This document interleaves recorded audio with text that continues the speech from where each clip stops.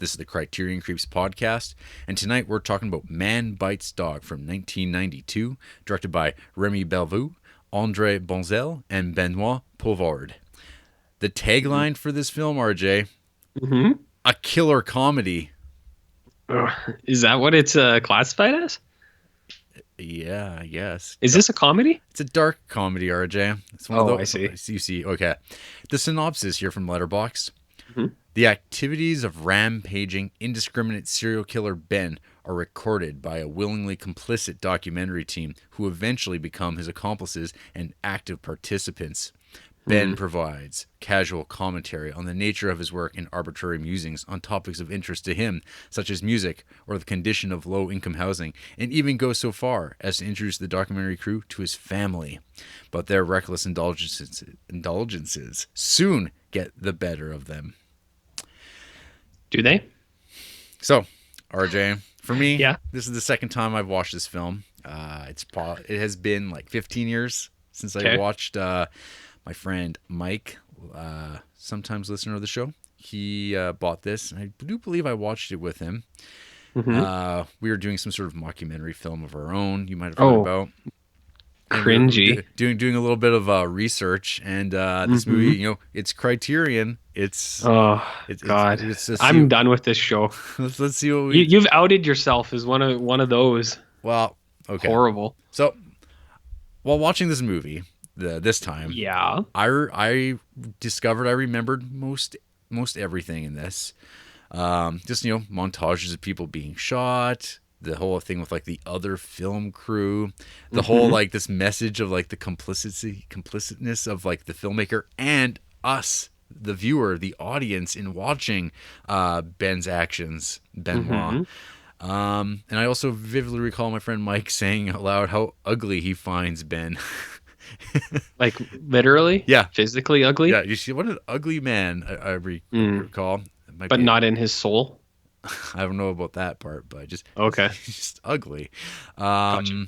Yeah, and RJ, since this movie has come out, the mockumentary format has come a long way and has kind of been done to death, arguably.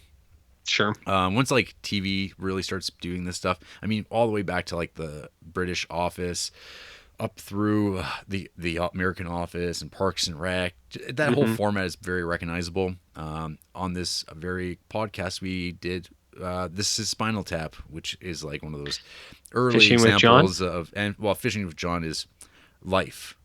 Yeah. It's realer than real. That's the most accurate thing that we have. Yeah, Willem Dafoe and John Lurie did die on the ice. Yeah. On the flip side, you know how much I loved Behind the Mask. Was it the Leslie Vernon story? Oh fuck! Why did you bring that up? Oh, no reason. Just because it's kind of the same idea. It's a mockumentary following a killer, a fictional killer. And that Behind the Mask, it's a slasher. In this, it's a serial killer. What's the difference? Well, there's no like costume. There's no like mask, and maybe he is the mask. Maybe it's the mask of sanity. Sure. Maybe. So RJ, I'm gonna put it out there. I don't like this movie. Good. I don't like this movie much at all. Tell me why. It isn't that it's like badly made or anything. But holy shit, I was checking the runtime constantly while watching this. It is a mere hour and a half, and I thought it was just endless. It's the worst kind of vibe to have while watching a movie where you're just checked out. And I should be more into this. I feel like this is kind of like a movie that should be for me. And I'm actually kind of surprised that you didn't like it. I never liked it that much the first time I watched it. I saw what it was going for, but I didn't think it worked. It reminds me of the 90s, RJ, in all the worst ways, when like serial killers were like all the craze. People were like really into serial killers. The black and white look of this reminds me of Kevin Smith's Clerks and like other like low budget kind of filmmaking that was going on. And then what else? the way that people talk about this movie and like how disturbing it is. I don't know. Is it? Am I a monster? Am I a monster? I would say when it gets to the gang rape scene. Yeah, that scene. That's pretty. Anything else I was fine with. Yes. But that scene, I was kind of like, whoa. Yeah, it's pretty. Yeah, that scene's kind of like, whoa. Hey now. Because even like the bit where like the little kid is being smothered to death in his own bed. Yeah, that's like oh, I could see somebody finding that objectionable. But yeah, the gang rape scene is pretty like ugh, because it continues on. It really lays out what's going on. There's no artfulness up to it. It is like, oh hey, this is what this would look like, and everybody's down with it, except for the victims. So like I don't know. I'm not sure many movies have a scene like that in the things that we've watched. Salo, I guess, would kind of get into that territory. A touch. Night Porter, I think, but it's also those movies are also like artful in their depictions of these things. Rushmore has one of those. Oh yeah, right. Wes Anderson. I forgot about him. He's big. He's big into that. Yeah, he is. Yeah. The one thing that I was when watching this, I kind of found just like, why even bother? Like it really starts piling on despicable character traits onto Ben, where it's like, hey, not only does he kill men, women, the elderly, and children, but he's also a racist and he's xenophobic and a rapist. And it's just like they go hand in hand, Jarrett. Yeah, and it's like, yeah, sure, but it's just like, hey, in case you thought he was remotely kind of charming. But now he definitely isn't. You're just like, oh, because but serial killers are charming though. That's part of the gig, right? Yeah, but it's just like it's just this extra thing where you're like, okay, this is another spin on the character, and then just shots of like him, like he kills a postman at the beginning of every month, and you're like, huh. If the police were really serious about catching this guy, I suppose they would have caught him by now if this was his MO. If he's like, like I don't know. It's like stupid things like that you probably shouldn't be thinking about when it's satire. Is that like my critiques of Endgame? Silly things that you shouldn't think about? Perhaps. I don't know. People would have to listen to the preamble for that. But I don't know. This movie is just tell me some more. So underwhelming. Okay. I have not much more to say, honestly, about it. RJ, I'm very curious what you think about this dog that bites man. I think you got that wrong. Well, what do you think I would be a coin flip? Heads up or heads down? Heads down. You think it'd be heads down? Why? Because it's got some pretty sensitive content. I just think that you wouldn't care about anything that happens in this movie. I think you're more or less right. I think you actually dislike it more than me, but I'm mostly just apathetic. Kind of exactly what you said. I don't really care. I didn't like. There wasn't anything that I really actively disliked where I was like, oh, I don't like that. Other than maybe the gang rape scene, because I was like, oh, I was like, why is this in here? I was like, I guess to show that like the cameramen are being swept into the magic of being like the bad guy. But I was like, I don't know if this fits his bill even.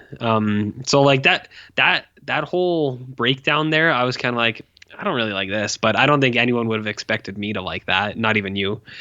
The rest of the movie, I think there are times that I think there are some scenes that I think are funny, not necessarily because they're intentionally trying to be funny, but because I thought they were funny. Like, so when he's talking about when he's at his like hooker's house, and there is the tanning light where he's like, you can tan your ass while you're getting down to business. I kind of thought that was really funny, but not because like I know that's actually a joke, but certain parts of it, which I don't think are the joke, where he's talking about having a brown ass, I was like, that's really funny. I don't know why, because I think I pictured like a guy who just had a really tan ass but no other parts of his body. Do you ever get that, Jarrett? Do you ever have like a tan ass? Never See, well, that's why I think it was so comical, because it's like, well, that would probably sunburn really easy, because most people don't tan their butts, especially in like 1960s France or whenever this thing was made. When was this made? 1992. Oh, fuck. I thought it was like... What? Well, I didn't think it was actually 60s. I thought it was like the 80s or something. Doesn't matter. I guess you completely didn't hear me talking about how 90s this movie is. Well, I heard you say that, but I thought it was because you thought it had a 90s flair. As you can see, I don't do any research into this because I don't take it seriously. Neither should you. No, I don't know. Like, there were certain parts that I liked. I thought were like, I think some of the things that they try to do, I think they do well. Where like some of the parts where when he's trying to invite the camera crew out to dinner and they just very clearly don't want to go. But that's not like a serial killer thing. That's just like an awkward conversation thing. That's like what The Office was, like how you said. It's all like these awkward personal interactions with each other. So I liked like certain scenes like that I thought were pretty good. I also thought it was funny when he was talking about like the differences in weighing down kids and midgets, but I don't think that was like it is a joke, but at the same time that just made me laugh because it reminded me of you and Oliver last week talking about Solaris and midgets. The midget, yeah, exactly. Because I was like, what a world we live in where we have movies that you're either like in Solaris throwing midgets or you're in Man Bites Dog. You're just describing like how they have denser bones, so you need to like weigh them down more or something. It's crazy, Jarrett. I think it's wild. It's wild. I think this is a movie that was inevitable because it's like maybe it came before all the TV shows, but there is something about having a serial killer as like a profession, I think is how they try to show it in this and the mockumentary style of it. So I get it. I can see why people, I think it would be of two worlds where people would either be really into this or kind of, well, maybe not even two, like either really into it or you don't care, like you're me because I don't care about anything, or you're you and you like don't like it. So I can see why people like it. I think there are some qualities to it. I think they do a good job of painting his complexities, Jarrett, where he is like, he's kind of charming, which is like that serial killer thing. Like psychopathic people are supposed to be charming, but he doesn't fit that completely. Like he has all these other side characteristics that are like kind of counter to that. But he's also kind of a smart guy, like that Reddit, I am very smart. Those kinds of things where he's like talking about the aesthetics of like the apartment buildings. And he's like, well, they should have this and it should be like asymmetrically beautiful like this, where it is that kind of persona of like, I am smarter than you. I'm going to tell you how I am smarter than you. And you're going to listen because I'm so smart. You're going to want to hear it. So I think that I think they showed those kind of personality like traits pretty good. Pretty good. It's good. I always have good English on podcasts.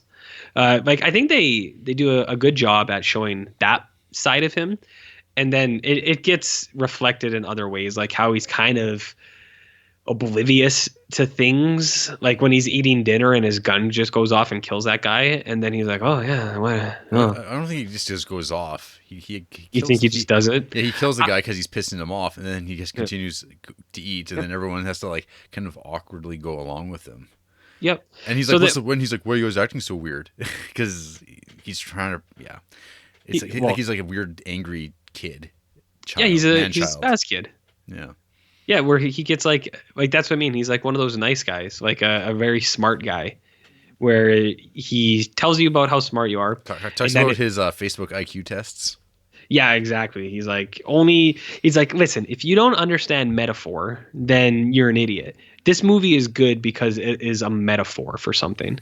It's like when people comment on how I don't understand that Salo is a metaphor for fascism. It's like, I know that's both of us. Yeah, well, it's like, even so, I know what metaphors are. Just because it's a metaphor doesn't mean it's good. Come on. So there's that.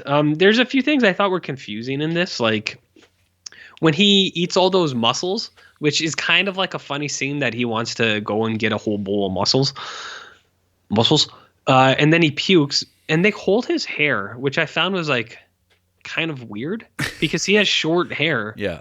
Like it doesn't dangle at all. Like it's not even He's not not gonna even be puking medium his length hair. hair. Yeah, and I was like, why are they holding his hair? That's really weird.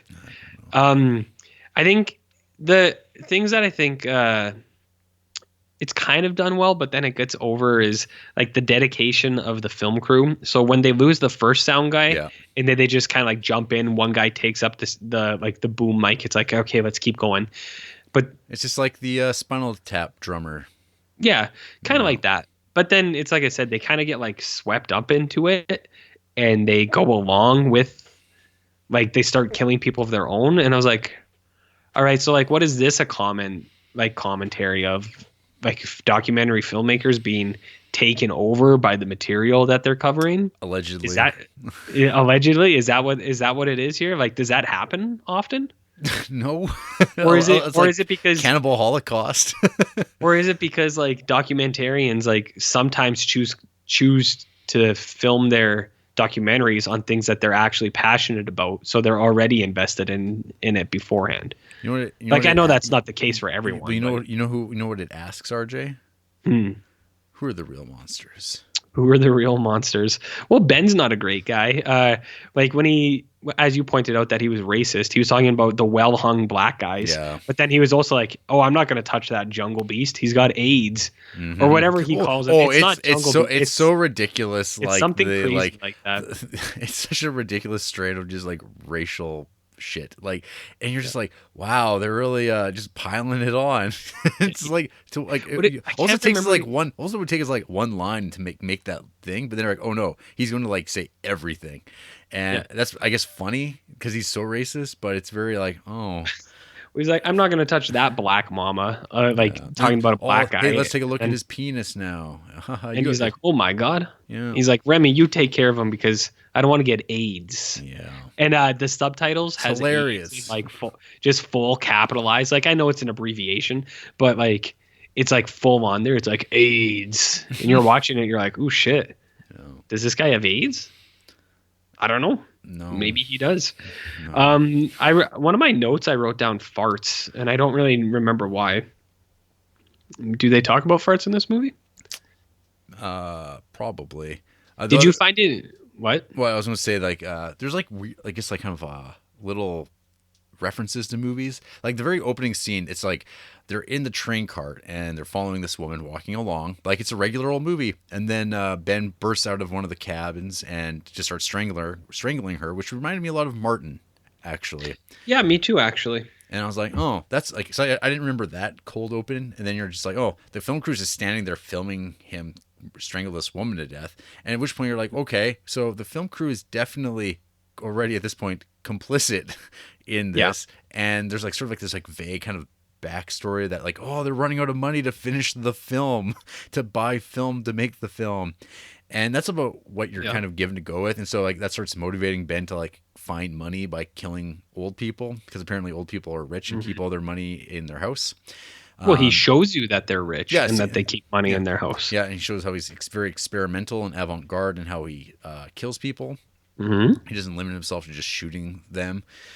But then, yeah, those are the ones that immediately pop into mind. And then I guess like the end of the movie reminds me of like just like found footage films nowadays, particularly, and also like Blair Witch Project probably got the final shot of like the cameraman going down and filming people's bodies kind of strewn along in black and white, but without maybe the bodies. But yeah, it's like every found footage film kind of draws from this idea of like what happens when the camera stops rolling. But then you're like, wait, who edited all this footage together? And released it. Oh, yeah, I guess.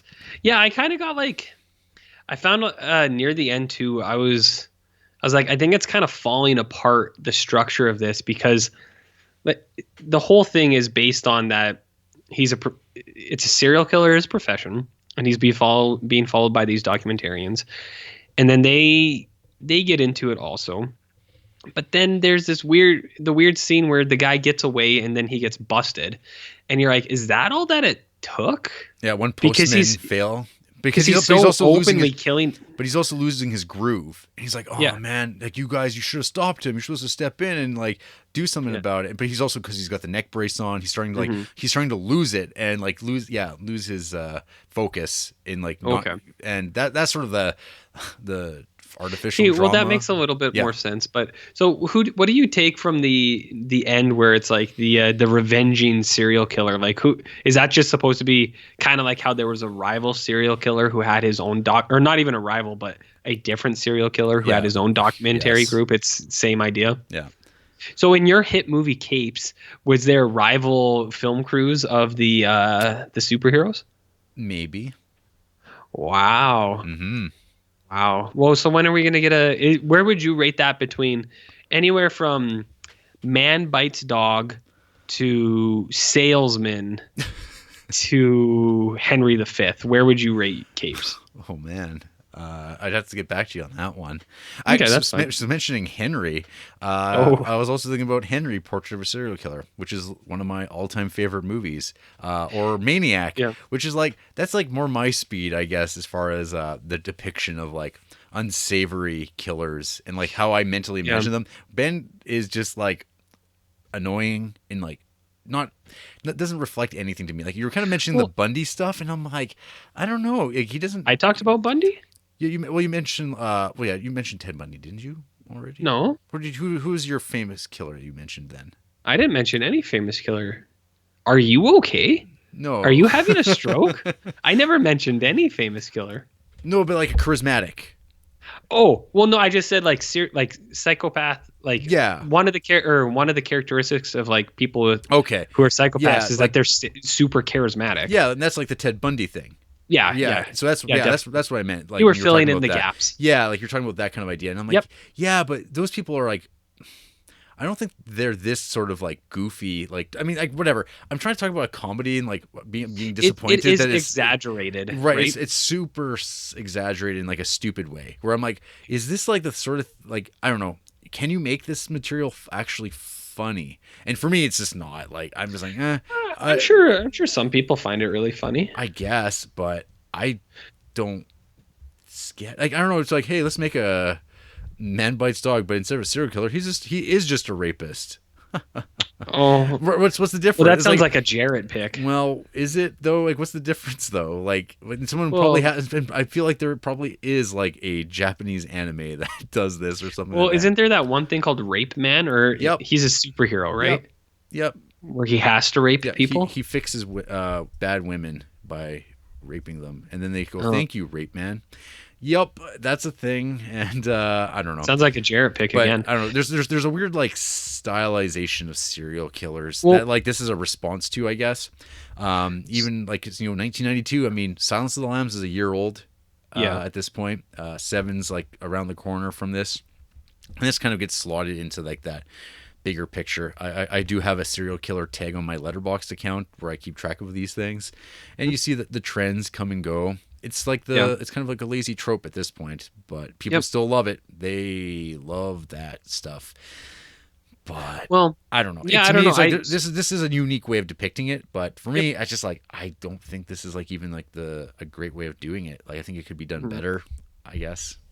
So I think like just to offer a counter to that a little bit is like I don't think he comes off as charismatic in the sense that the real true ones do, but I think it is trying to be an exaggerated version of it where he comes off like charming enough, but he's also just kind of a spaz asshole where he's like charming enough where I guess because he convinces these people to kind of go along with his things, but it seems like they're already inclined to be towards it. Like they wouldn't just start murdering people on their own.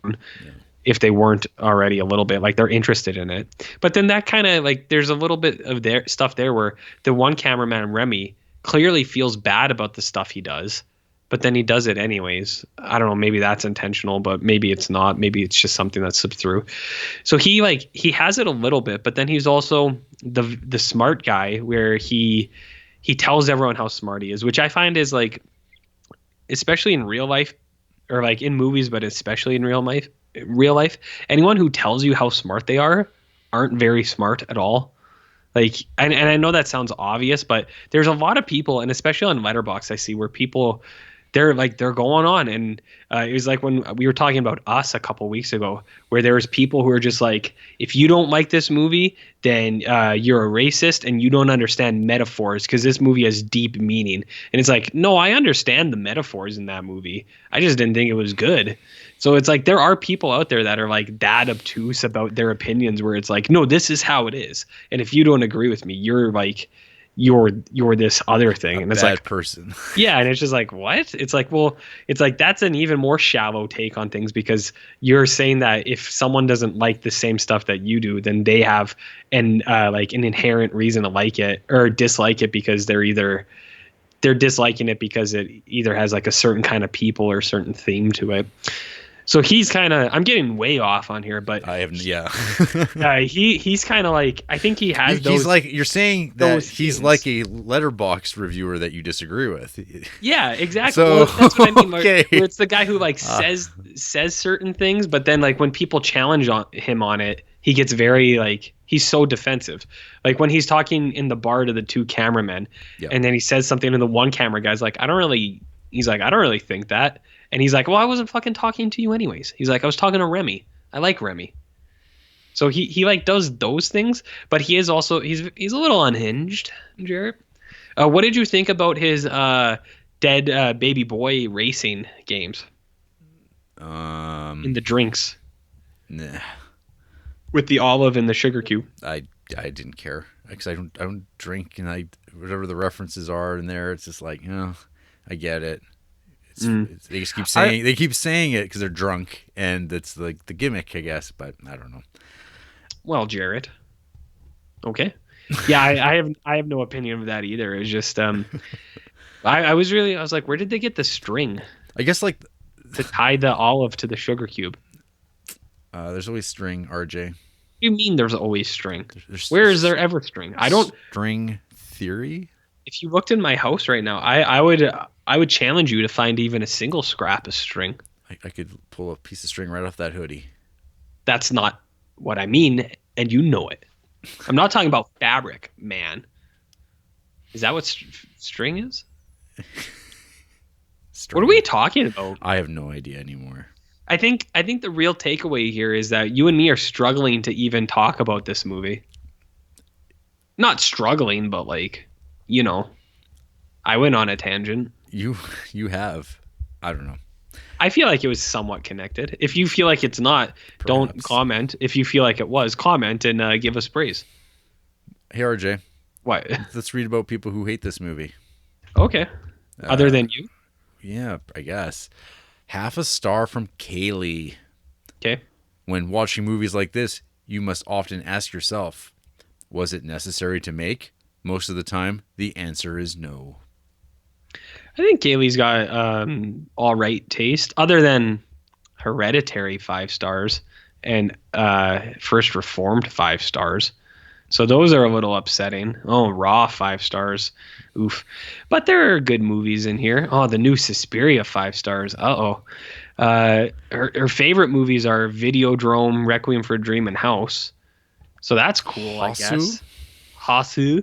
Half-star films include Man Bites Dog, Last House on the Left, the original, Chasing Amy. So nice. You and Kaylee get along quite well.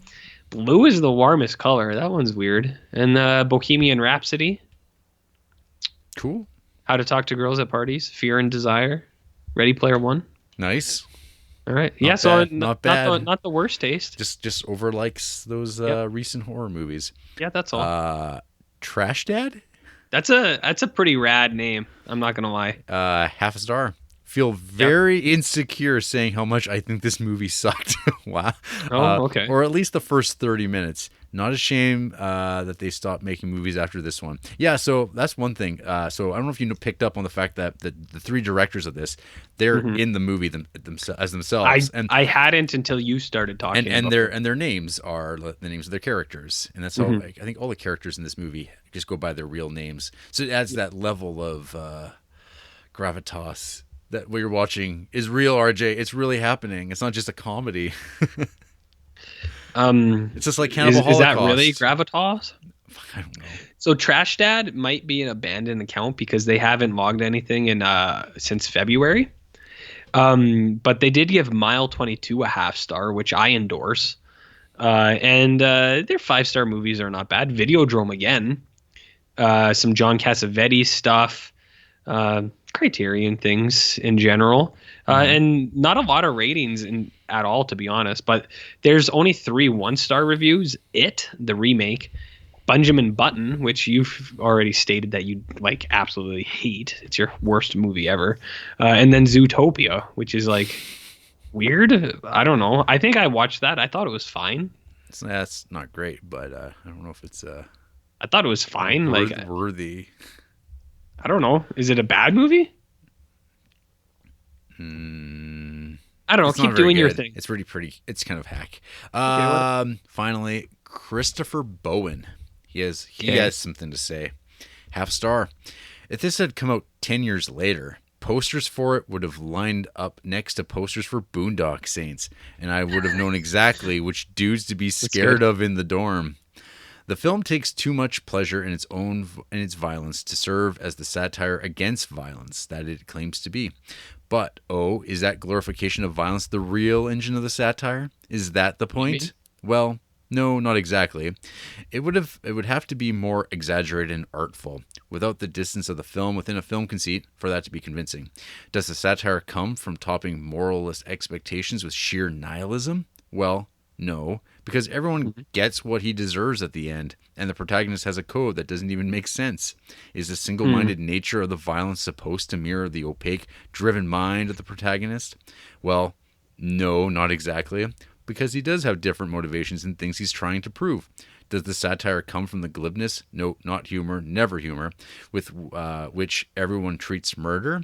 At first, although it takes on gravity as the peripheral characters get more involved, is it much more likely that the film is ambiguous because it has nothing to say, and the filmmakers just thought it would be funny to rape and kill people?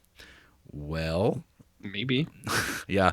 The one only like kind of ongoing gag that is kind of funny, featured in the podcast episode Image, is Ben taking bodies and throwing them off of like embankments. Yeah, I thought that was really funny. They're like real fake ass bodies too. Like they're not body, like they're like not like they do not have the weight of a human body at all. It's just stuffed, wrapped up. But the fact that they always cut back to that, and it's like that's like I guess a good gag. That's one that I liked. But I liked that a lot. I thought that was funny. So Christopher Bowes, like some pretty good movies. The Apartment is one of their favorite movies, which I'm on board with. Lots of Criterion stuff like High and Low, Autumn Sonata, OJ Made in America. So lots of those things, Jarrett. They also just made a review of Avengers Endgame, which is 4 stars, which is a little generous, but I think the review is pretty funny. It says, for a guy who grew up in the 30s, Captain America is pretty cool with gay people, which is like funny because of, I guess, or not even the controversy, but like the news articles that came out because of that. So that's funny. Their dislike movies, I think for the most part we're okay with, except for there's 1 star for Hocus Pocus, which I'm not on board with. And then what you just mentioned, they 1-starred Henry, Portrait of a Serial Killer. Ooh.